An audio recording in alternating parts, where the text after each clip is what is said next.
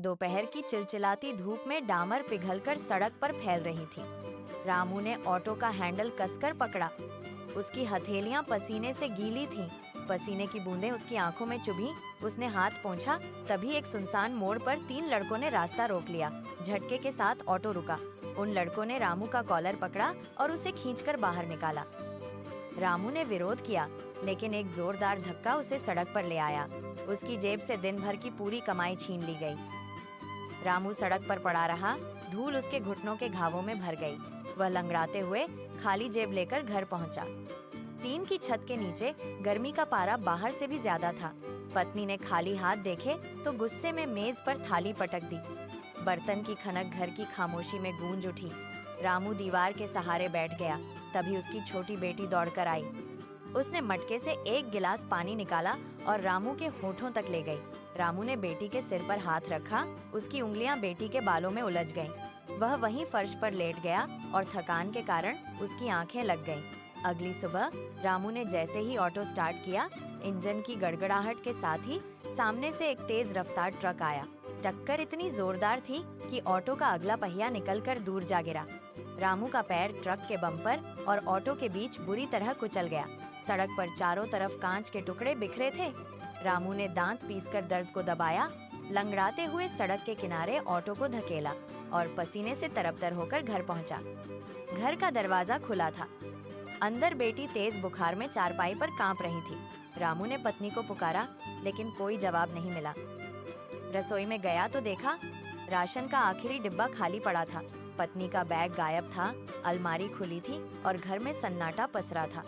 रामू दीवार के सहारे नीचे बैठ गया। उसका पैर सूजकर नीला पड़ चुका था। उसने अपनी जेब टटोली, एक भी सिक्का नहीं था। बेटी की कराह और घर की खाली दीवारें उसे घेरे हुए थीं। वह अपनी लाचारी के बीच अकेला खड़ा था। बाहर की धूप अब और भी तेज हो गई थी। रामू ने लंगड़ाते हुए ऑटो का हैंडल थामा। इंजन की आवाज घर के सन्नाटे को चीरती हुई बाहर निकली। उसे दवा के लिए पैसे चाहिए थे, पर जेब में एक भी रुपया नहीं था। सड़क पर सन्नाटा था। केवल टायर के नीचे कंकड़ चटकने की आवाज आ रही थी। अचानक एक मोड़ पर उसे सड़क के किनारे कुछ पड़ा दिखाई दिया। एक बूढ़ा आदमी वहां बेसुध पड़ा था। रामू ने ऑटो रोका। वह नीचे उतरा। उसका घायल पैर हर कदम पर उसे दर्द की लहर दे रहा था। उसने बूढ़े के पास जाकर देखा।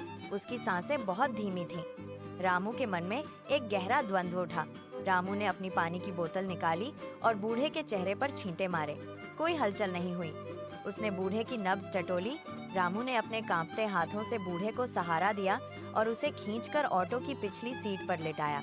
उसने ऑटो का रुख सरकारी अस्पताल की ओर मोड़ दिया। सड़क पर गाड़ी की रफ्तार बढ़ गई। अस्पताल की इमरजेंसी में रोशनी बहुत तेज थी।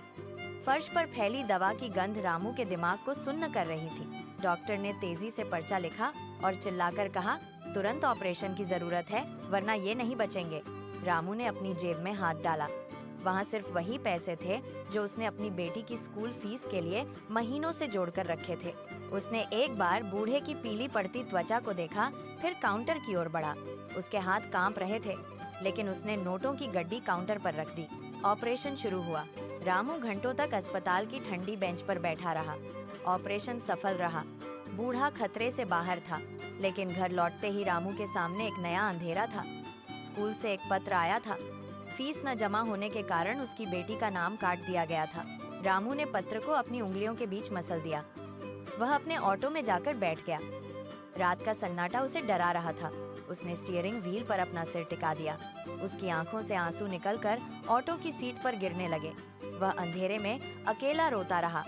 उसने स्टीयरिंग व्हील पर वह अगली सुबह एक महंगी कार रामू के घर के सामने आकर रुकी।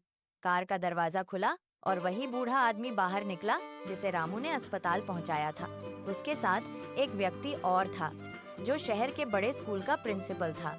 प्रिंसिपल ने रामू के हाथ में एक चेक रखा और उसकी बेटी को वापस स्कूल में दाखिला दिलाने का वादा किया। कुछ महीनों बाद रामू के घर का दृश्य बदल गया। कमरे में कूलर की हवा चल रही थी। बेटी ने स्कूल की किताब हाथ में ली और पिता के पास आकर खड़ी हो गई। रामू ने खिड़की के बाहर देखा।